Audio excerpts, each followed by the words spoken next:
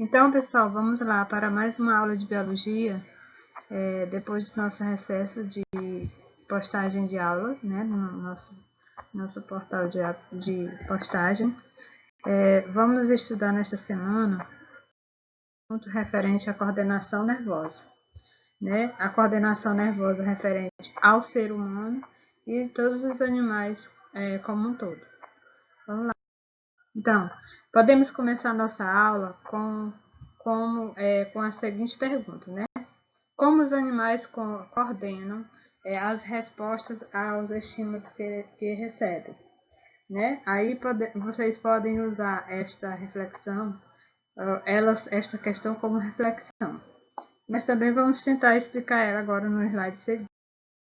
Então, a todo momento temos diversas sensações do ambiente em que estamos, como a presença e a quantidade de luz, a temperatura local, a textura da roupa que usamos, etc. Também temos sensações geradas pelo próprio corpo, como fome e cansaço. Todas essas sensações são resposta a estímulos externos e internos que nosso corpo interpreta. Então, outras ações, como o ato de andar, também exigem uma resposta corpórea. Temos vontade de andar e as pernas se mexem, ou seja, um comando é gerado e transmitido até atingir os músculos responsáveis pelo movimento, estimulando sua contração, não é isso? Então, os mecanismos envolvidos na transmissão de informações corpóreas fazem parte do sistema nervoso, que é o que nós vamos estudar bem nesta aula. E ele está presente em todos os animais, exceto os poríferos. O mecanismo de transmissão de informação é muito similar em todos os animais. Ele ocorre através de impulso nervoso, que é um sinal eletroquímico produzido por células especializadas chamadas neurônios. Então, voltando aí à nossa pergunta anterior, que é como os animais coordenam a resposta a estímulos que recebem, está aí a resposta, a explicação de como poderíamos explicar esta questão que foi colocada no slide anterior. Outra questão que queremos explicar dentro da nossa aula é sobre a transmissão dos impulsos nervosos nos animais, né? O neurônio é uma unidade estrutural e fundamental do sistema nervoso. Ela está presente em todos os seres vivos, né? Estruturalmente, ela pode ser dividida em três partes, como corpo celular, no qual se encontra o núcleo da célula, os dendritos, que são prolongamentos do corpo celular, especializado na recepção de sinais, e o axônio, que é o prolongamento responsável pela condução do impulso que parte do corpo celular. Os neurônios conduzem os impulsos ao longo do axônio através de alterações no potencial elétrico e de suas membranas, que ocorre por transporte de íons, que é o íon sódio, o Na+, que é o sódio, né? E o K+, que é o potássio. E aí nós temos a estrutura de um neurônio, né? Onde nós podemos presenciar o corpo celular do neurônio, o núcleo celular, os dendritos e o axônio. Cada partezinha aí tem sua função dentro do neurônio, né? E aí podemos falar ainda também que o neurônio é uma célula bastante especializada, com regiões características que podem apresentar diversos formatos. Então, vamos lá. A condução, como que ocorre a condução do impulso nervoso? O impulso nervoso corresponde à entrada de sódio, do Na+, né, no neurônio, através de canais proteicos. Devido a isto, a carga interna de parte do neurônio fica positiva, fica despolarizada, como vocês estão observando aí na estrutura do neurônio e como que ocorre esse processo. Esta mudança de polaridade estimula a abertura de outros canais ao redor, prolongando o sinal. Após pouco tempo, os canais de entrada de sódio se fecham e de potássio é transportado para fora do neurônio. estabelecendo o estado de repouso, a repolarização. E aí nós temos a imagem, uma estrutura explicando como que ocorre o deslocamento do potencial de ação, com a presença do potássio, do sódio, e o segmento do axônio, como que esse processo ocorre dentro da ação do sódio dentro da estrutura do neurônio, tá certo?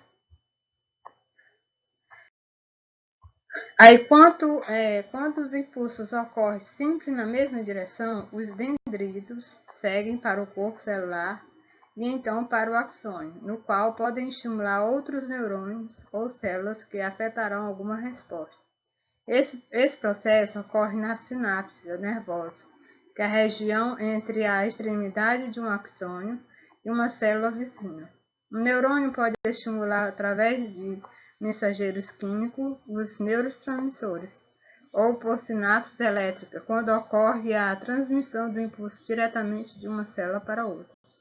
Este impulso nervoso estimula a célula pós-sináptica, que é um neurônio que pode regenerar o impulso nervoso, um músculo pode se contrair e a glândula pode secretar hormônios.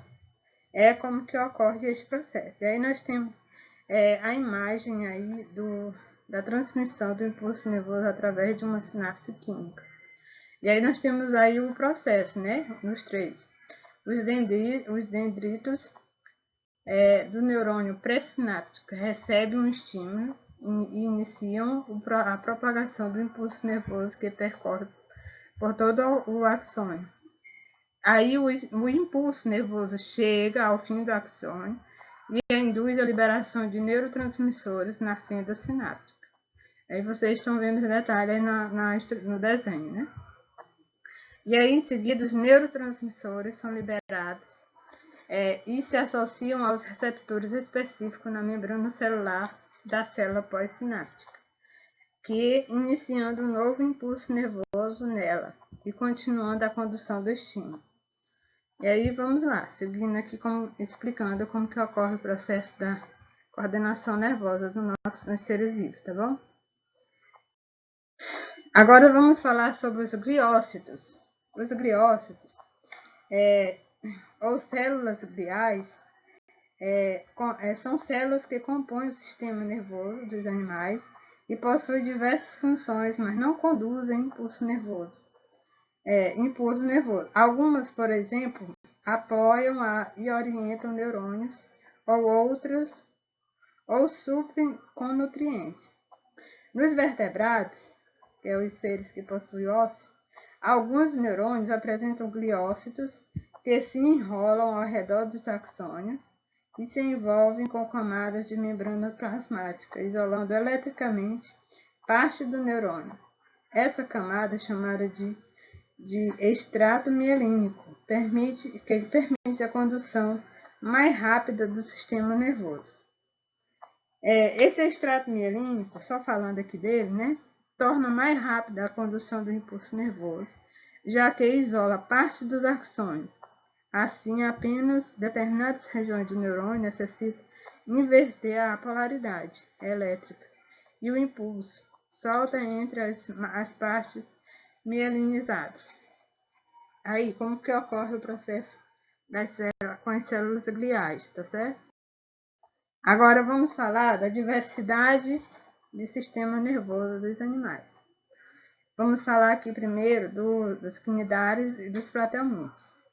Nos quinidários, o tecido nervoso se distribui igualmente pelo corpo do animal.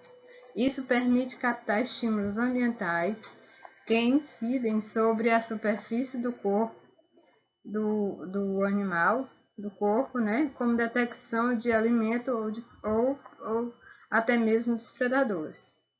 Já nos platelmintos,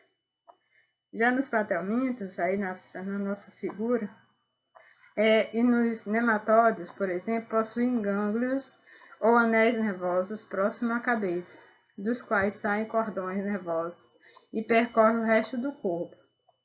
Então, nestes seres, o sistema nervoso é dividido anatomicamente em sistema nervoso central e sistema nervoso periférico, que nós iremos falar deles mais na frente.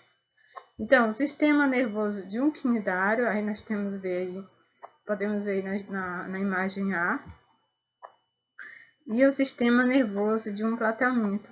É possível observar a cefalização nos platelmintos, que concentram células nervosas na região anterior do corpo. Aí é como que ocorre a diversidade do sistema nervoso nesses dois tipos de seres. Vamos explicar agora sobre anelídeos, artrópodes e equinodermos.